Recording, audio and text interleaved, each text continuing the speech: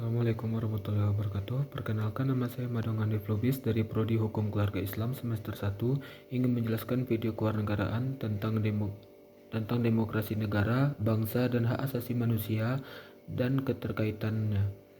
Yang pertama ada tentang demokrasi. Demokrasi berasal dari kata Yunani demos yang berarti rakyat dan kratos yang artinya kekuasaan, yang berarti pemerintahan dari rakyat, oleh rakyat, dan untuk rakyat.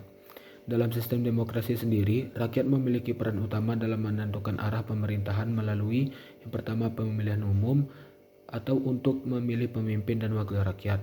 Lalu yang kedua ada kebebasan berpendapat, dan yang ketiga ada keterlibatan dalam proses pengambilan keputusan publik. Tujuan dari demokrasi adalah mewujudkan keadilan, kebebasan, dan kesejahteraan bersama. Lalu yang kedua ada negara atau bangsa. Negara atau bangsa atau nation adalah suatu bentuk organisasi politik yang memiliki wilayah yang jelas, pemerintahan yang berdaulat, serta rakyat yang terikat oleh identitas kebangsaan yang sama, misalnya bahasa, budaya, sejarah, dan cita-cita bersama. Negara muncul untuk melindungi kepentingan rakyatnya serta menjamin ketertiban, keamanan, dan keadilan sosial.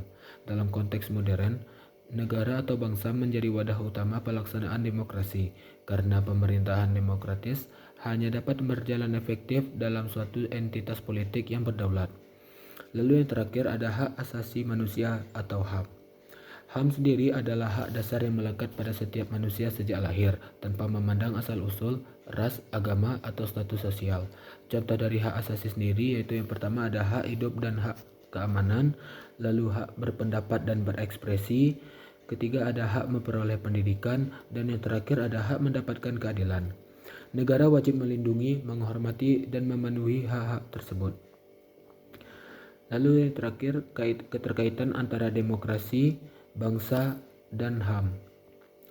Demokrasi memberikan mekanisme bagi rakyat untuk menegakkan HAM, lalu negara atau bangsa memberikan struktur dan kekuasaan untuk melaksanakan demokrasi dan menegakkan hukum. Dan HAM memberikan nilai dan tujuan bagi demokrasi agar kekuasaan tidak disalahgunakan.